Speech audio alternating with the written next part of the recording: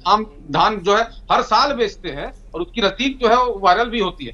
तो ये बात ना कहें कि जो है कई ऐसी योजनाएं हैं जिसका लाभ अब जवाब ले लीजिए। अच्छी तरह जानती है कि उनके लिए काम हुआ है।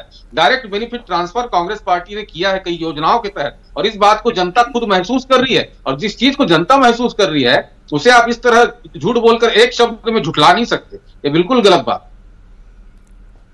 मैं भी पूछ लेता हूँ, प्रधानमंत्री आवास योजना 16 लाख गरीब परिवारों के आवास को लटकाने का काम आपने किया।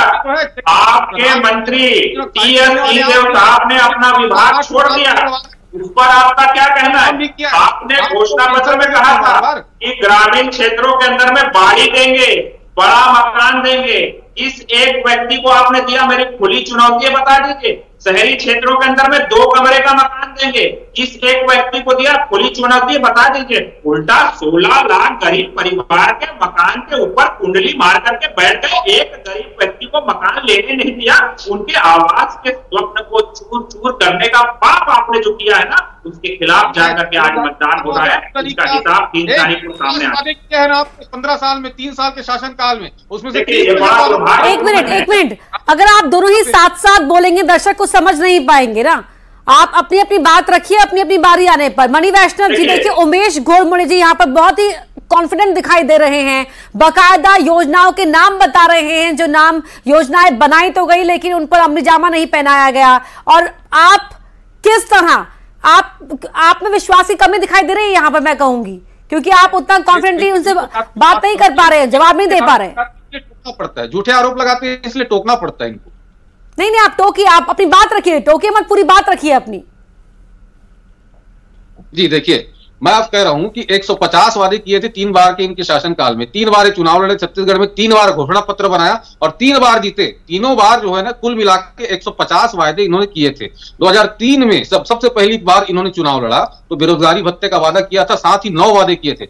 उन 9 वादों में से 8 वादों को 15 साल सरकार में रहने के बावजूद, 3-3 बार चुनाव जीतने के बावजूद इन्होंने पूरा नहीं किया। 9 में से 8 वादों को, ये क्या जो है वादे खिलाफी की बात करेंगे। और ये शराबबंदी की बात कर रहे थे भाई साहब, सबसे ज्यादा 300 करोड़ राजस्व आता था शराब से पहले, जब पहली बार शासन में आई थी भारतीय जनता पार्टी। 5000 करोड़ तक आपने पहुंचाया। गली गली में आपने शराब दुकान खोला, न मंदिर देखा, ना पाठशाला देखी, हर जगह शराब दुकान खोला। आप शराबबंदी की बात करते हैं। और आप अगर शराबबंदी चाहते हैं तो आपने जो इस बार घोषणा पत्र लाया है, उस घोषणा पत्र में शराबबंदी का कहीं पर जिक्र क्यों नहीं है? मध्य प्रदेश में आप राजस्व बढ़ाने क्यों कहते हैं? मध्य प्रदेश में आप महिलाओं के लिए अलग दुकान खोलने की बात क्यों कहते हैं? सरोज पांडे यहां पर क्यों बोलती कि ना हमने कभी शराबबंदी की बात की थी, ना कभी करेंगे? तो जो है शराबबंदी केवल आपके लिए राजनीति का एक जुमला है। बार बार आप शराबबंदी की बात करते हैं लेकिन शराबबंदी आप चाहते नहीं है। नहीं, लेकिन वो तो ये पूछ रहे हैं ना कि कांग्रेस के लिए क्या किया इसको लेकर।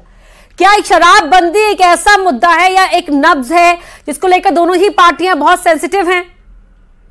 देखिए, भारतीय जनता पार्टी को शराबबंदी से कोई मतलब नहीं है। अगर भारतीय जनता पार्टी को मतलब होता तो घोषणा पत्र में लिखती है शराबबंदी। तो हमने वादा किया था, हम शराब को सार्वजनिक बुराई मानते हैं, हमने इसीलिए वादा किया था और उसके और हमने कदम भी बढ़ाया। 200 शराब दुकानों को हमने बंद किया है। देखिए, हमारी इच्छा थी शराबबंदी की, लेकिन जैसे जैसे समय बीतता गया, जैसे कोरोना काल आया तो कोरोना काल में हमने